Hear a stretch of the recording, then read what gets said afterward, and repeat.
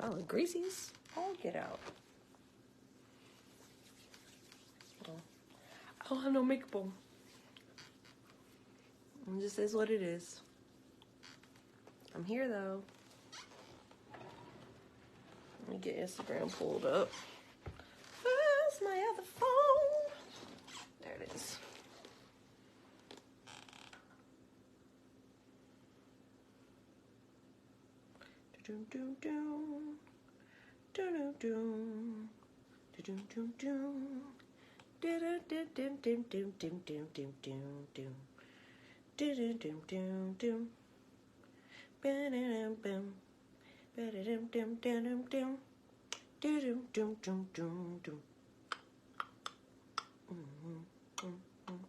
Better if we just no.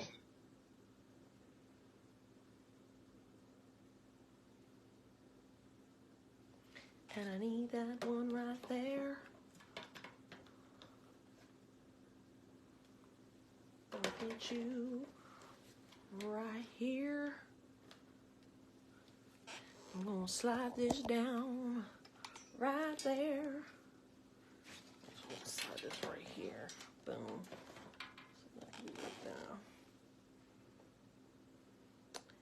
Reading with MissTaylorSaid.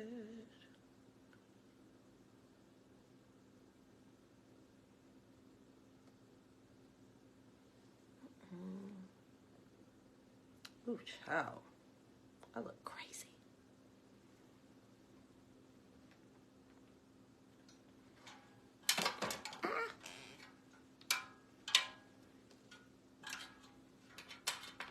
I am not on time this time, but we here. Here we go. It's just gonna have to sit like that for a little while. Just gonna have to sit like that for a little while. Hello, hello. I shall return. I need you burning incense in this place.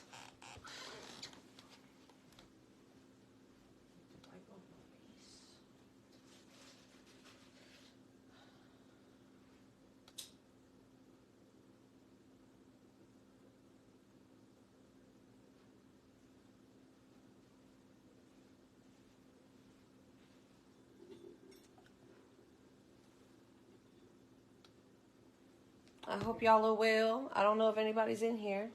Hello. Hi. Hope y'all are well. I'll be right back.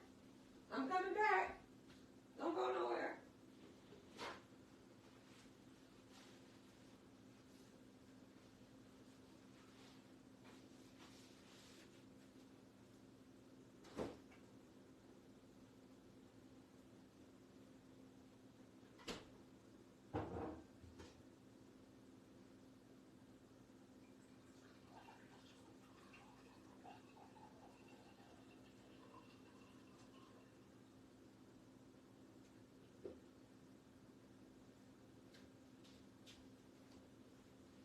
I'm coming back. Hello. Hello. Hello, folks and people. I'm a little late, but I'm in here. Hi. Hi. You know, oh, there it is. I was about to say it's funny because I don't have the book, but I do have the book. The book is right here. I'm going to sit on this so I can sit up a little higher. I'm short.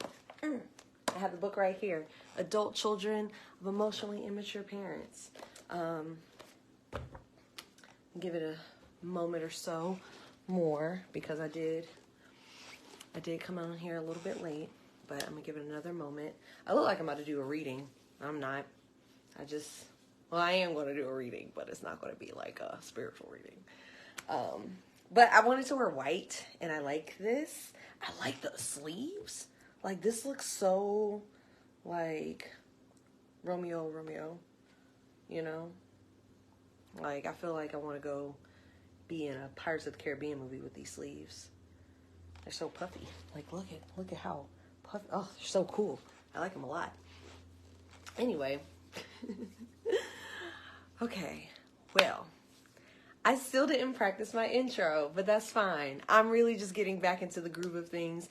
When the new year starts, it's going to be good and set up. This is just a nice little warm up for the next couple of weeks. Welcome to Reading with Miss Taylor Said. My name is Taylor, also known as Miss Taylor Said, and I started this show for 3 reasons. One of those reasons is that I want to enter a public speaking space, and so with entering the public speaking space, I need practice with reading aloud in front of an audience because I plan on reading from teleprompters and things like that and scripts and that kind of stuff. So that is one reason why I started the show. Another reason why I started the show is because I own a crap ton of books and I need to read them. I would like to read them, and I realize now, if you were here last episode or if you watched the last episode, I realized over the last year that I am neurodivergent. So this is kind of a way to kind of have y'all body doubling for me, so I know that I'll actually read, because for whatever reason my brain checks out whenever I try to read silently. Like, I immediately fall asleep. I love reading though, so I'm really excited to be able to knock out 2 things. And the last reason that I started the show is because I keep forgetting that last reason. In an effort to read more, I want to read the books that I own. I want to practice talking aloud in front of an audience. There was a third reason, and I don't remember it. I'm going to have to watch old episodes and remember the third reason. Either way, we in here, and in a couple of weeks, it's going to be nice and refined and polished, but we're just freaking winging it right now, and I appreciate y'all being here. I appreciate y'all being with me. We're going to get back into the book, Adult Children of Emotionally Immature Parents, How to Heal from Distant, Rejecting, or Self-Involved Parents by Lindsay C. Gibson. So we were in chapter 8, and we were talking about how to avoid getting hooked by an emotionally immature parent. So one thing that you can do is detached observation, because the 4 things that you can do, let me just see. There were 4 things that you could do. Anyway, detached observation, and a part of detached observation is becoming observational, just in general, becoming more observational. We read that section last time. The next section we're going into is relatedness versus relationship. So, let me see how much charge I have on this. Okay. Are we good? Oh, don't mess it up. Don't mess it up. It doesn't mess it up, did it? Okay, cool. We're good? Okay, great. Observing allows you to stay in a state of relatedness with your parents or other loved ones without getting caught up in their emotional tactics and expectations about how you should be. Relatedness is different from relationship. In relatedness, there's communication, but no goal of having a satisfying emotional exchange. You can stay in contact, handle others as you need to, and have whatever interactions are tolerable without exceeding the limits that work for you. In contrast, engaging in a real relationship means being open and establishing emotional reciprocity. If you try this with emotionally immature people, you'll feel frustrated and invalidated. As soon as you start looking for emotional understanding from such people, you won't be as balanced within yourself. It makes more sense to aim for simple relatedness with them, saving your relationship aspirations for people who can give something back. Yes, that just made me think about like relationships that I've engaged in over like the last year, and thinking about like relatedness versus relationship. Okay, so I mean, she said it pretty plainly here, but I love drawing from real life examples. Because there are some people that I interact with. I don't have deep emotional attachments to them. I'm not planning any of my future with them. And when I say that, because I don't think about planning my future as just something that I'm planning with like anybody that I'm having a romantic relationship with. I think about it in the sense of I'm planning my future based on the people that I expect to be in my community and to be surrounding me in my day-to-day life. And so there are some people that I interact with, and we have a point of relation, and we have an understanding. There's a similar interest. There is a common like space that we share, like people that you might work with, or people that, you know, you, like I said, have similar interests with. Like you have, there's different spaces that you share, but they're not somebody that you are calling when you are in distress. They're not somebody that you're calling when something big happens in your life. They are somebody that, you know, fulfills a certain purpose in your life. And anyway, it's been a long week. And so if my words start rambling and moving together in a weird way, it's because I'm tired, bro. Can't you see it? You see it right here? I'm tired. Thank you, darling. Let me see. I'm going to move this right here. Haha, I like that a lot better. I like that a whole lot better. Please don't fall over. Okay. Please don't fall over. Okay. The next section is called the maturity awareness approach. Once you've gotten the hang, also, if you're just joining us, we are reading Adult Children of Emotionally Immature Parents by Lindsay Gibson. Adult Children of Emotionally Immature Parents. I don't think there's anybody on Facebook right now. The maturity awareness approach. Once you've gotten the hang of being observational rather than relationship oriented, you can turn your attention to a maturity awareness. This approach will grant you emotional freedom from painful relationships by taking the emotional maturity of others into account. Estimating the probable maturity level of the person you're dealing with is one of the best ways to take care of yourself in any interaction. Once you peg a person's maturity level, his or her responses will make more sense and be more predictable. If you determine that the other person is showing emotional immaturity as described in chapters 2 and 3, there are 3 ways to relate to the person without getting yourself upset. 1, expressing and then letting go.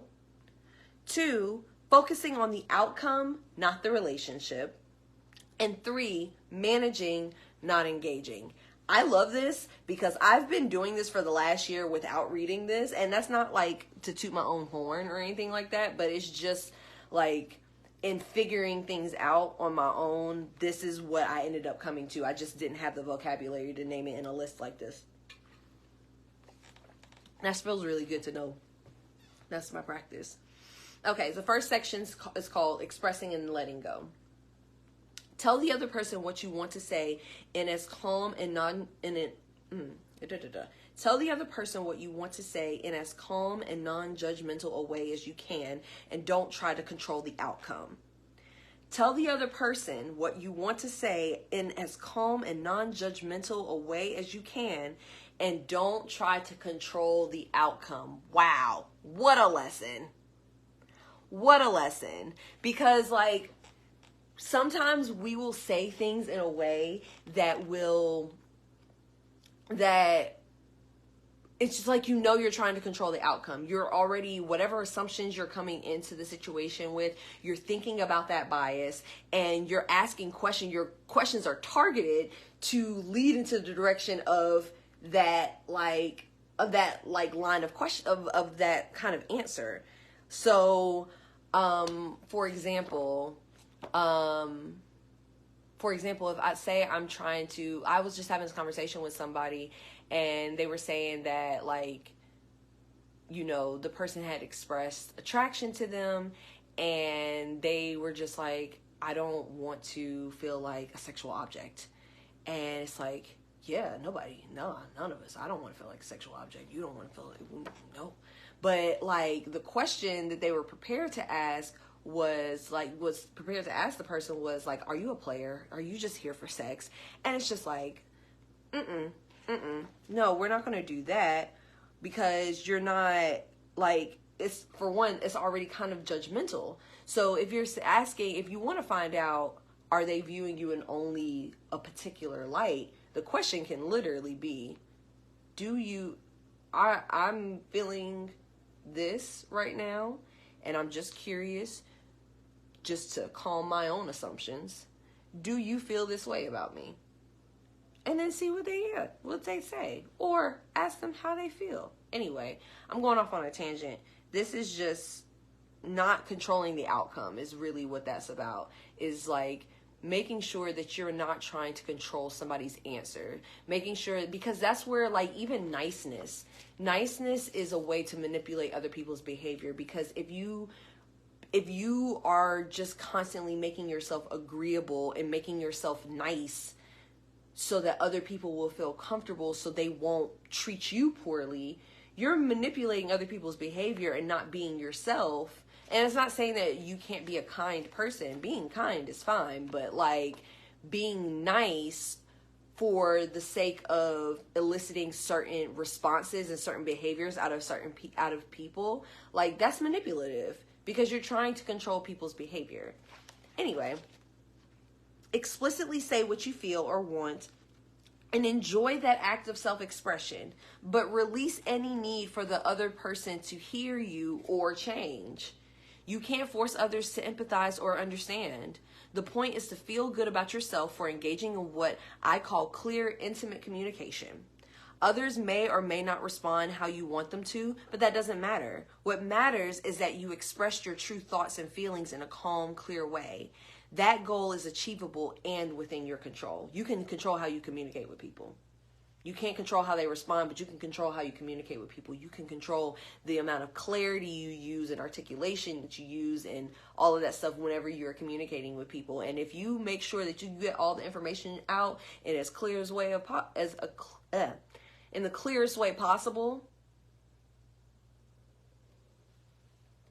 And sometimes, you know, for my neurodivergent girlies and, you know, people that may struggle with communication because it brings them anxiety.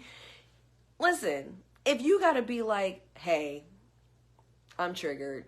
I have anxiety around this. So if I could just and just say, and just literally like make a weird sound. Make a weird sound before you have to say something uncomfortable. It works. 10 out of 10. If you have to say something that's uncomfortable, you can communicate to a human that I don't want to use my mouth and vocal cords to say this because it makes me anxious that either I have to say it and it might elicit a negative response. I am nervous because I'm worried that things will change between us after I say this, or it's a truth that I was trying to, you know, keep to myself. Whatever it is, when you say it and you know, like your body is just like, don't do it, don't fucking say it. Dude, okay, make your body respond differently. Make your body go bleh, and it helps. Or just really be an announcer too. That one is really helpful too. If you announce that you have to say something uncomfortable, you can just be like, hey, just so you know, I'm about to say something that I really don't want to say. I have an uncomfortable or uneasy truth I need to share with you. So if you could just let me share that with you, thank you. I'm not trying to upset you. And I mean, and I'm saying this as a person that's traumatized because I'm over explaining everything because trigger warning, I've dealt with abuse.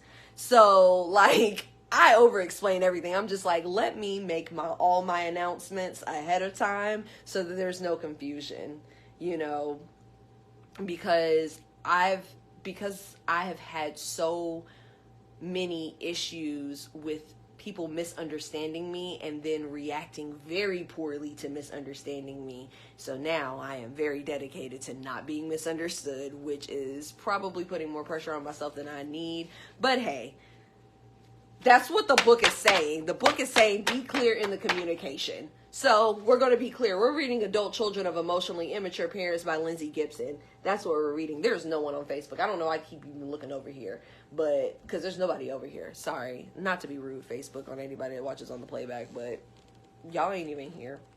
Anyway, the next section is called Focusing on the Outcome, Not the Relationship. Focusing on the outcome. What is your... Bro, and I literally will ask people this. Like, because, you know, sometimes people will vent and share, like... people will vent and share what they... what they, about a situation or a relationship or something like that. And my question to them will be, what is your desired outcome? Because if your desired outcome is keeping the person, then you need to be honest that your desired outcome is keeping the person, not the relationship, not making sure that they're happy, not nurturing anything. Your desired outcome is maintaining access to a human that you really like.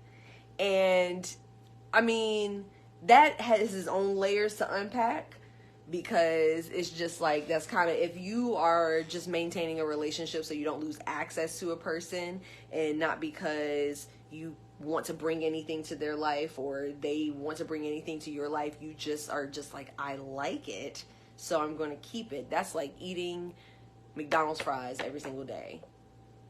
Just because you can doesn't mean you should.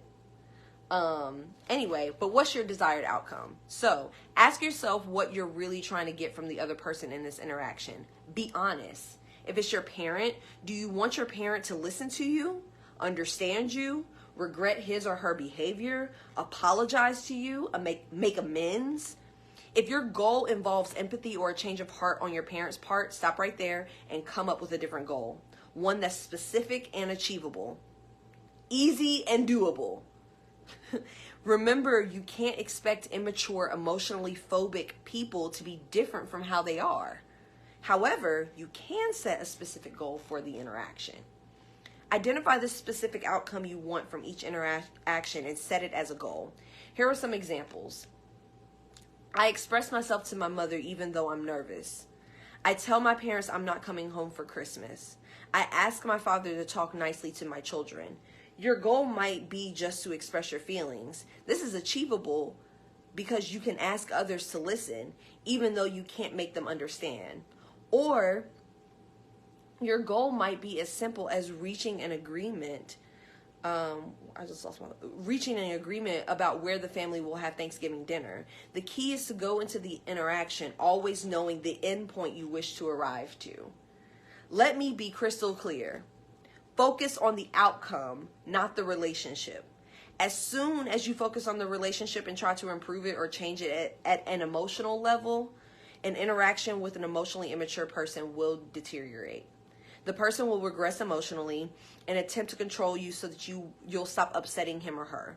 If you keep the focus on the specific question or outcome, you're more likely to contact the person's adult side. Of course, if you're dealing with an empathetic person, it's healthy to address emotional issues in the relationship. With emotionally mature people, you can talk about your feelings honestly, and they'll share their feelings and thoughts with you as well. As long as both people have enough emotional maturity, this kind of clear, intimate communication will result in knowing each other better and feeling emotionally nourished. It's so nice to have people around me that I can communicate with clearly and that I can have very clear communication with. I appreciate that. The next section is called Managing, Not Engaging. Instead of emotionally engaging with immature people, set a goal of managing the interaction, including duration and topics. You may need to repeatedly redirect the conversation where you want it to go, gently ease past attempts to change the topic or bait you emotionally. Be polite, but be prepared to address the issue as many times as it takes to get a clear answer. Emotionally immature people don't have a good strategy for countering another person's persistence. Their attempts at diversion and avoidance ultimately break down if you keep asking the same question. As a reminder, also manage your own emotions by observing and narrating your feelings to yourself rather than becoming reactive. Woo, that narrating your feelings thing is the best. I love narrating my feelings. I love narrating my feelings as they happen, because it's like I can sit there and, because what happens, okay, so go with me here. So when you're feeling yourself wanting to react, especially if you're a reactive person, right? A good way, and this is on having like a whole bunch of Libra placements. A good way to kind of manage your own feelings and manage your reactions is, because I know people tell you to count down or whatever, but if you can think about it, identify where you feel it in your body. For example, I recently had a conversation with somebody and I was just like, my chest got tight because I could feel it in my chest. That's where I felt it. Sometimes you feel it in your chest. Sometimes it's your neck. Sometimes it's your stomach. Sometimes like you feel like your hands get tight like this. Like sometimes like I will clench my jaw. Sometimes I will clench my jaw and it's just like, so managing your feelings is identifying where you feel it in your body first. Where do you feel it in your body? Okay, where do I feel in my body? My chest feels tight. Why does my chest feel tight? My chest feels tight because when I heard this thing, it made me think of, what did it make you think of? Because if you're reacting about something right now, it's making you think of a core memory. So what core memory did it make you think of? Okay, it made you think of this. And when that happened, how did you feel? Okay, so when you can narrate that and be like, hey, I just want you to, like, while you're having the conversation, it's just like, I'm feeling some tightness in my chest right now. And I know it's because you're talking about this. And so I just want to make sure that I keep control over my emotions. I want to make sure that I'm not reacting.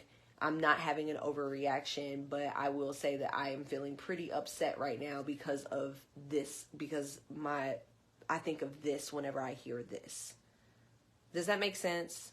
I think that makes sense. I'm not trying to be specific because I can think of specific examples, but I don't need y'all in my business right now. So I'm going to continue reading, but I think that makes sense. Some common concerns about the maturity awareness approach. Some people who hear about this approach for the first time tend to have certain concerns about it, especially about using it with their parents.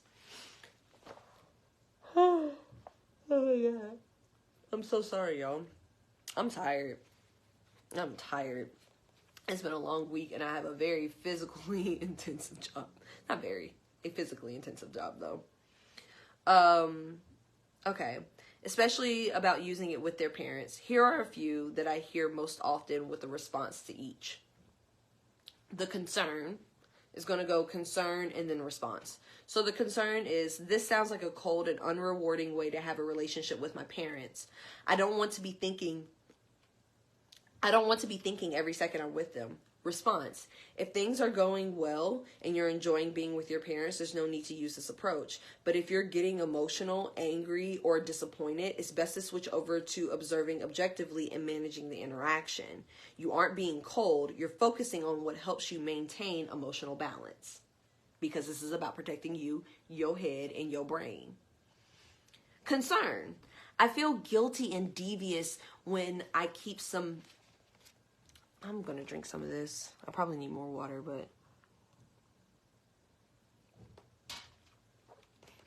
It's water that I need. I can feel it. I feel guilty and devious when I keep some mental distance from my parents. I want to be open and natural with them. Response. Observing consciously doesn't mean devious or deceptive. It means keeping yourself from being drawn into a whirlpool of reactions that makes things worse for everybody. As an adult, you want to be able to think as an individual, including amidst interactions with other people. Having clear self-awareness doesn't mean you're disloyal. Concern. It's all very nice to advocate, not being emotional around your parents, but you haven't seen how intense and manipulative my parents can be. I get overwhelmed by the intensity of their reactions. Response. We can all get overwhelmed by another person's emotion. That's known as emotional contagion. But you'll feel more secure if you set an intention of observing what's happening rather than becoming swept up in it. Even a bit of observation will help lift you out of the pressure to feel others' distress. It's their distress, not yours. That's a them problem, not a you problem. You might feel some of it, but you don't have to become distressed as they are. As distressed as they are. I am struggling to read tonight, y'all. I'm sorry. Concern. My parents have been very good to me. They pay for my education and loaned me money. I would feel disrespectful if I saw them as emotionally immature. It doesn't seem right to think about them this way. Oh my God. This is so embarrassing. I'm sorry, y'all. I'm getting back in the groove of things. Okay. My parents have been good to me. Response. There's nothing right or wrong about your thoughts. You aren't being disrespectful by being truthful with yourself about your parents' emotional limitations. To be an emotionally mature adult, you must be free to observe and assess others in the privacy of your own mind. It isn't disloyal to have your own opinion. You can respect your parents for everything they've given you, but you don't have to pretend they have no human frailties. As we discussed in Chapter 2, satisfying a child's physical and financial needs is not the same as meeting a child's emotional needs. As we discussed in Chapter 2, satisfying a child's physical and financial needs is not the same as meeting that child's emotional needs. For instance, if you needed someone to listen to provide essential emotional connection, receiving money or a good education might distract you from that need, but it wouldn't fill it. Okay, another concern. How in the world do I stay calm and keep observing when my parents are making me feel guilty? Response. Center yourself by focusing on your breath as it flows in and out. Feeling guilty isn't an emergency. Feeling guilty is not an emergency. Observe what's going on and silently narrate it to yourself in specific words. Mentally describing what's happening helps move you from your brain's emotional centers to its more objective logical areas. Another strategy is to count. How many seconds did your parents go on that time? You might look at a clock and decide how much longer you're willing to listen. When that time is up, interrupt politely and say that you have to leave or get off the phone soon. Say you have something to do and then disengage. You can also talk kindly to yourself. There's no reason to feel guilt. They're trying to push their feelings on me. I haven't done anything wrong. I have a right to an opinion. Try reminding yourself that your parent is attempting a diversion and that it's just like dealing with an upset toddler. The unpleasantness will be over sooner. Oh gosh. How much longer do I have in this chapter? Oh, I don't have that much, y'all. I'm gonna finish I'm gonna try to finish the chapter. I'm gonna try. If I yawn again, I'm out. Try reminding yourself that your parent is attempting a diversion and that it's just like dealing with an upset toddler. The unpleasantness will be over sooner if you stay calm and focus on your desired outcome instead of getting into the fray. Concern. I can learn and practice these skills while I'm sitting calmly by myself, but it all goes out the window when my parents start criticizing me. I feel as nervous as a place kicker in the Super Bowl. How can I ever be calm enough to observe or manage them? The Super Bowl place kicker may be nervous, but you can be sure he's working to be as calm as he can. A big part of sports psychology is learning how to relax under stress. Your goal is to practice being a little less nervous than usual by focusing on the outcome you want. This isn't the Super Bowl. There's no pressure because you are no longer struggling to gain anything. You don't need the negativity your parents dish up. It isn't about winning or losing. It's about freeing yourself from reacting to your parents' emotional contagion. Concern. I worry so much about my parents. They're always unhappy about something. I just want to make them feel better. You can't. The response is you can't. Have you noticed that no matter what you do, your parents don't stay happy for long? Just because they're complaining doesn't necessarily mean their goal is to feel better. That's your interpretation. Treat them nicely, but don't bleed for them. Their healing story and role selves may require a lot of suffering and complaining. It isn't your job to abandon your own path and try to push them from behind. If you do, they're likely to become even more difficult and unpleasant. Hello, I'm reading Emotionally Immature, Adult Children of Emotionally Immature Parents. Man, listen, there is not any concern that can't be overcome with a solution. There is not any concern that can't be overcome with a solution, because at the end of the day, while these were the people that brought you into this world, that was the role that they played to make sure that you were alive. Like, let's take out the guilt shit, right? Let's just assume that every single person that is alive was meant to be alive and is supposed to be here. And so they were going to be here regardless if they came through the vessel of this parent or another parent. That spiritual being was going to be here in a physical way regardless. So let's remove the relationships we're socialized to have, right? How do I want to put this?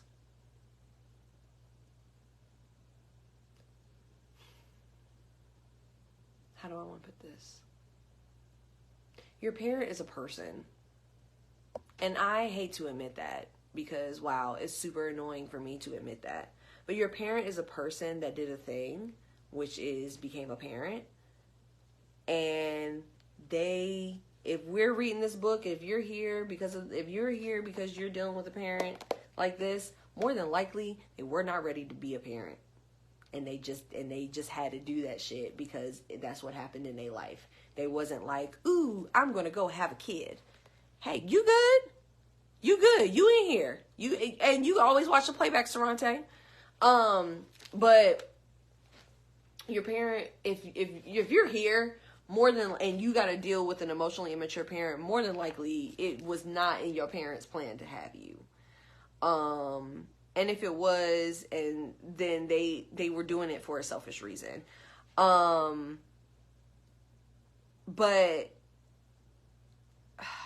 what am I getting at? They made choices, but you're not responsible for those choices. And so you are not obligated to stay around them to validate them in the decisions that they made. You're not obligated to have a relationship based on the decisions that they made. You have to live your own life.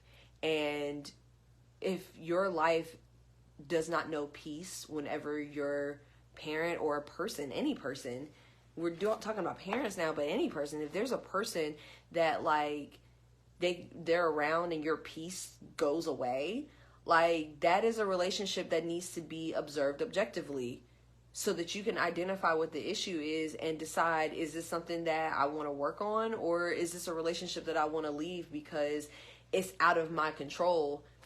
Any changes that are made within the relationship are out of my control, because the only thing you can control is yourself.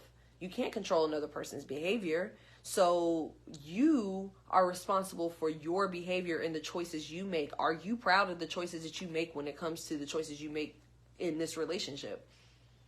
Are these choices that you can stand behind?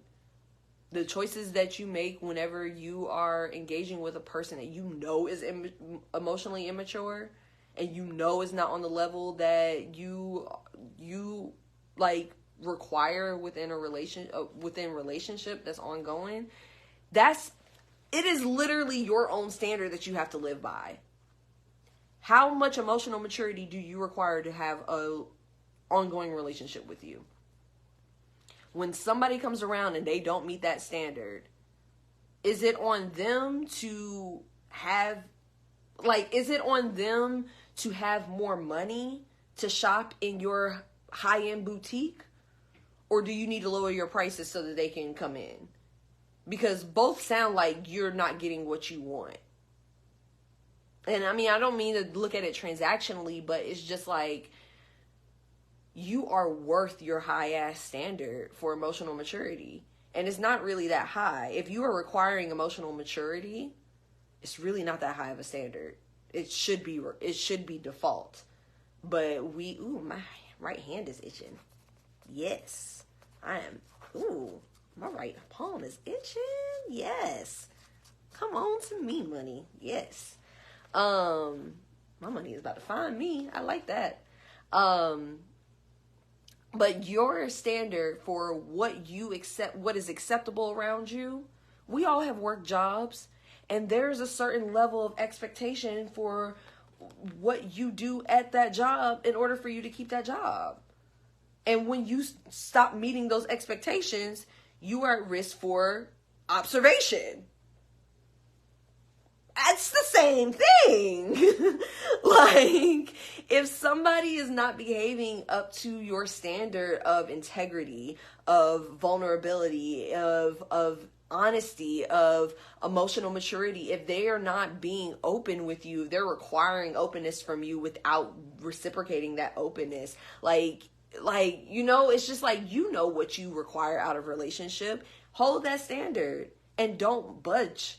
Not even for people that made you. Because at the end of the day, I'm grown, you're grown. I'm an adult, you're an adult. And if you want access to me, it seems like you do.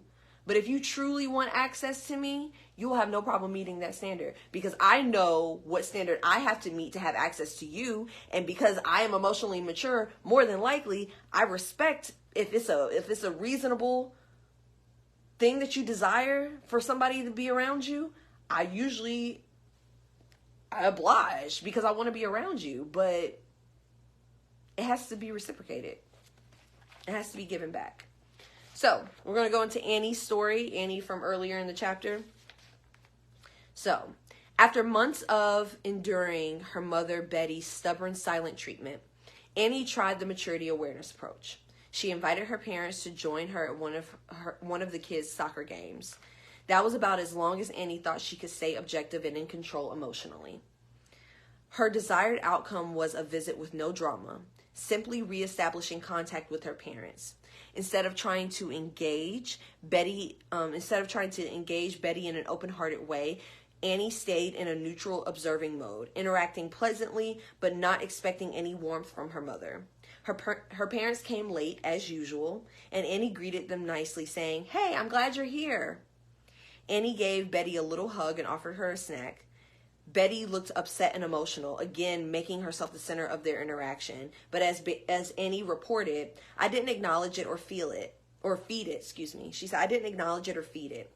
Annie was able to let go of her attempts to establish emotional intimacy with Betty because she now understood that Betty's emotion was probably about herself and didn't reflect a desire to engage with Annie. Indeed, Betty hardly spoke to Annie during the game. As they were leaving the game, Betty choked up but still didn't talk to Annie. Annie was mentally prepared, and rather than feeling irritated, she simply observed how Betty avoided genuine communication and instead acted like she was the injured party. Afterward, Annie summed up her experience with her mother by saying, "I'm finally figuring out that this is who my mother is. This is her personality. It's not about me. I'm glad I didn't get sucked into how she's the one who's been hurt. I'm proud that I'm proud that I'm able to separate her behavior from my sense of worth." On Betty's birthday, Annie called and left a couple of messages, but she didn't invite her mother over. Annie felt good about doing as much as was emotionally possible for her to do. She didn't make it her problem that Betty didn't call back. When Annie finally reached Betty on the phone a few days later, her mother answered tersely in a cold, reserved tone. Annie played it straight and said, "I'm surprised I didn't hear from you. Did you get my messages?" When Betty answered coolly in the affirmative, not thanking her and not showing any warmth, Annie decided to end the conversation and said, "We'll have to catch up sometime, Mom. Why don't you call me? We'll schedule a get-together." I know that's right. After that conversation, Annie felt more emotionally free. She was no longer obsessed with her mother's rejection. She managed to relate to Betty as a fellow adult instead of playing out the old role self of an open-hearted little girl who hoped to one day win her disapproving mother's love. In our next session, she said, "I no longer feel that I've done anything wrong. It's sad that this important relationship, which I've always struggled with, won't have a good resolution. But the fact that my mother doesn't respond doesn't put a judgment on me. It's just another indication that she can't handle a close relationship with me. Even if my warmth repels her that badly, I can't switch it off. And I don't want to switch my warmth off." I'm happy for Annie. I'm glad that she did that. I need to do that. Stepping out of an old role self. Let's see. Okay, we're about done. Yeah, this will be good. The ability to step back and observe not only your parent, but also your own role self is where emotional freedom begins. When you see how you've gotten stuck in a role self and are trying to make a healing fantasy come true, you can decide to do it differently. Rochelle's story. Rochelle's mother was a very demanding woman who expected Rochelle to be at her beck and call. Ah! Hold on. I gotta... See, it looks like it's about time for me to go. You know what? I'm not going to do that. I'm going to finish the chapter. I have to make sure that this one's charging now, though. All right, hold on. I'm going to fix that. Boom. Let's bring it back. Okay. Rochelle. Her mother's a very demanding woman that expected her to be at her beck and call. As Rochelle puts it, I used to feel like I couldn't be okay unless my mother changed and acknowledged me.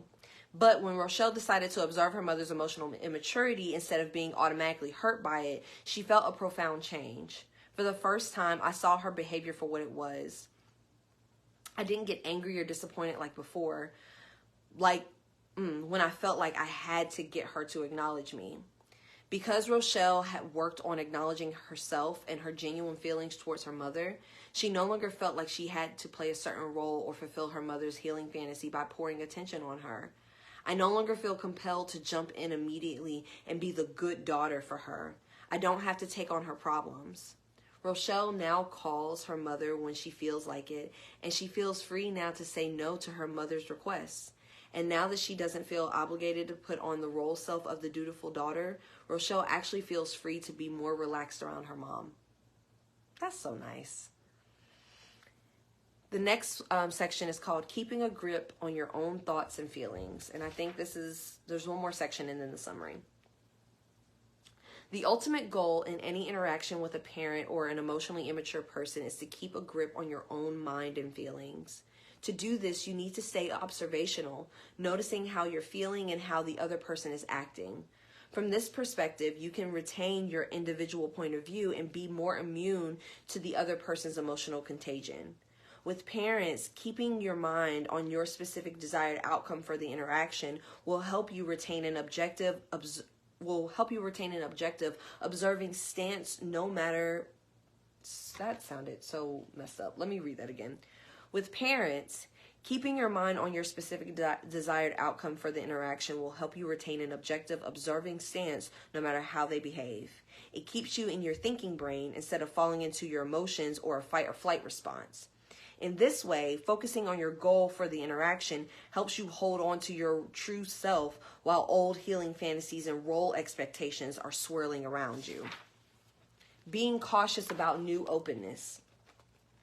According to Murray Bowen, 1978, as a child becomes more of an individual, the emotionally immature parent's knee-jerk reaction is to do something that attempts to force the child back into an enmeshed pattern. If the child doesn't take the bait, such parents may ultimately start relating in a more genuine way. I advise caution if your parents show uncharacteristic openness in response to your adoption of an observational and goal-directed approach. Let me read that one again. I advise caution if your parents show uncharacteristic openness in response to your adoption of an observational and goal-directed approach. If they start treating you with more respect or open up a bit, you could be vulnerable to getting sucked back into your old healing fantasy. They're finally going to give me what I need. Be careful. She put an exclamation point there, so I wanted to be sure that I looked at you. Be careful. Your inner child will always hope that your parents will finally change and offer what you've always longed for. But your job is to keep your adult outlook and continue relating to them as a separate, independent adult. At this point, you're looking for an adult relationship with them, not a recreation of parent-child dynamics, right? If you allow yourself to slip back into those old childhood hopes, your parents' increased openness is likely to evaporate instantly because you'll no longer feel safe to them.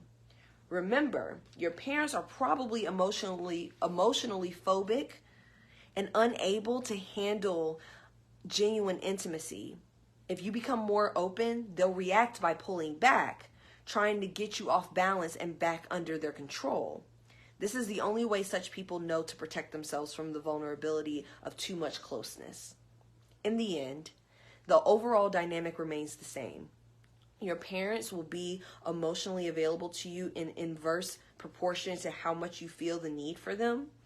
Only if you operate from your adult objective mind will you feel safe to your parents. It's unfortunate, but the reality is they are simply too terrified to handle your inner child's emotional needs. In your interactions, just keep observing the present moment and then follow the inclinations of your true nature. Your true self knows everyone involved and the reality of the situation, so is likely to come up with exactly the response that's needed. But the only way the true self can do that is if you stay in an objective, watchful state that's grounded in your own individuality. Summary. Our early dependence, listen, be careful. Our early independence on our parents makes us seek their love and attention. However, we must step away from our childhood roles if we don't want to repeat them in our adult relationships.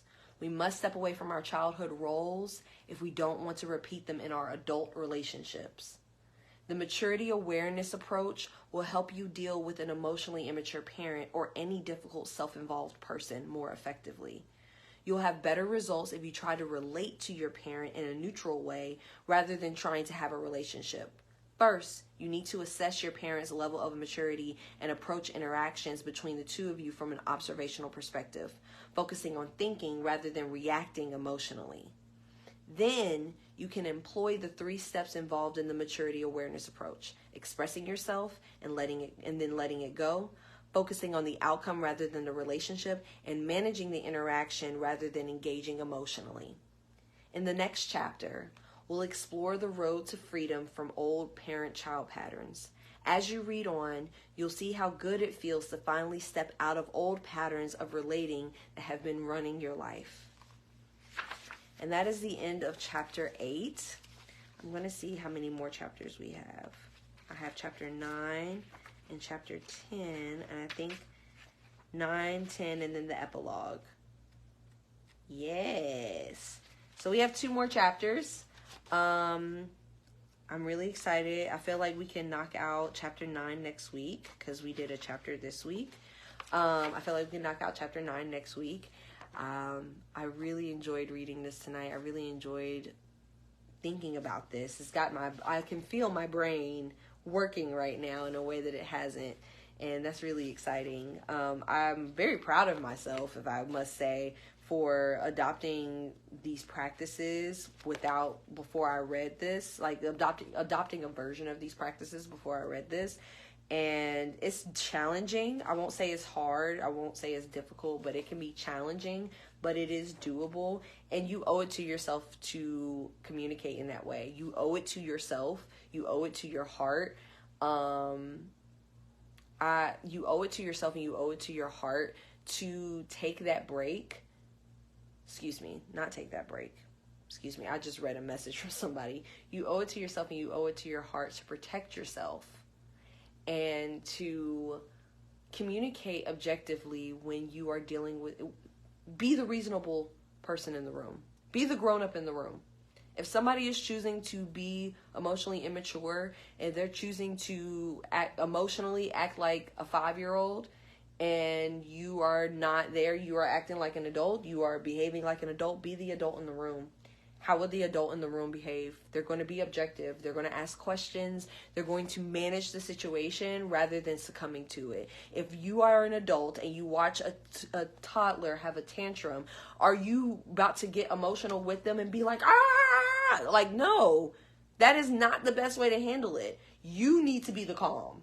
And it's not, and in a situation when it's an adult that's emotionally immature, it's not so that you can make them feel better. I mean, if you feel like doing that, that's on you. It's not so you can make them feel better, but it's so that you can stay at peace, so that you are in control of your emotions, so that you, in the midst of the storm, you have the buoyancy to just kind of float, go with the wave and float right where you are, and not lose balance and not lose control and not fall over. You are very capable of doing that. I recommend that you guys go back. If you don't own the book, which you should. You should just have this at your house. But if you don't own the book, I would recommend that you go back and watch this episode if you want to practice those ways of managing the situation. Go over those concerns and responses again, and go over that list again, and figure out a way to adjust the vocabulary so it works for you. But I believe that we can do this. I'm doing it. You can do it. How y'all feeling?